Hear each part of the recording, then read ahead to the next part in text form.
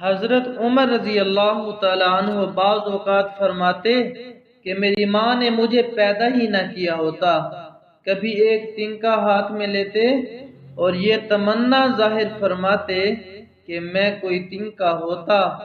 ایک مرتبہ کسی کام میں مشغول تھے، ایک شخص آیا اور کہنے لگا کہ فلاں شخص نے مجھ پر زیادتی کی ہے، آپ رضی اللہ تعالیٰ عنہ چل کر مجھے بدلہ دلوا دیں۔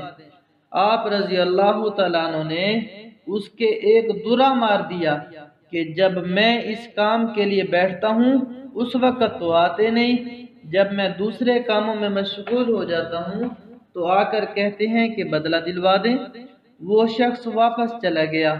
آپ رضی اللہ تعالیٰ عنہ کو پریشانی ہوئی اور ایک شخص کو بھیج کر اس کو بلوایا اور درہ اس کو دے کر فرمایا کہ بدلہ لے لو۔ اس نے عرض کیا کہ میں نے اللہ تعالیٰ کے واسطے آپ کو معاف کیا۔ حضرت عمر رضی اللہ تعالیٰ عنہ گھر تشریف لائے، 2 رکعت نماز پڑھی، اس کے بعد اپنے آپ کو خطاب کر کے فرمایا، اے عمر رضی اللہ عنہ، اللہ نے تجھ کو اونچا کیا، ہدایت و عزت دی، پھر لوگوں کا بادشاہ بنایا۔ اب ایک شخص آ کر کہتا ہے کہ مجھے ظلم کا بدلہ دلوا دے تو اس کو مارتا ہے، کل کو قیامت کے دن کیا جواب دے گا؟ بڑی دیر تک اسی طرح اپنے آپ کو ملامت کرتے رہے۔ فجر کی نماز میں اکثر سورہ کہف، سورہ طٰہٰ وغیرہ بڑی صورتیں پڑھتے اور روتے کہ کئی صفوں تک آواز جاتی۔ ایک مرتبہ صبح کی نماز میں سورہ یوسف پڑھ رہے تھے، انما اشکو بثی وحزنی الی اللہ۔ جب اس آیت پر پہنچے تو روتے روتے آواز نہ نکلی۔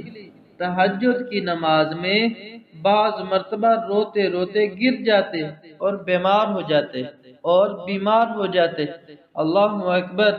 حضرت عمر رضی اللہ تعالیٰ عنہ جلیل القدر صحابی اور خلیفہ، سبحان اللہ، امیر المؤمنین، خلیفۃ المسلمین، ان کے اندر خوف الہی کا کیا عالم تھا، سبحان اللہ سبحان اللہ۔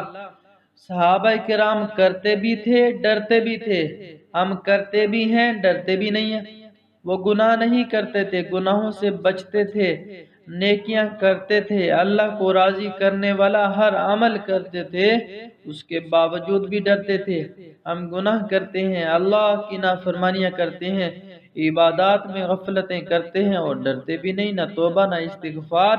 اللہ تعالی ہمیں ہدایت عطا فرمائے اور پوری امت کے لیے سچی توبہ کرنے والا بنائے۔ السلام علیکم ورحمۃ اللہ وبرکاتہ۔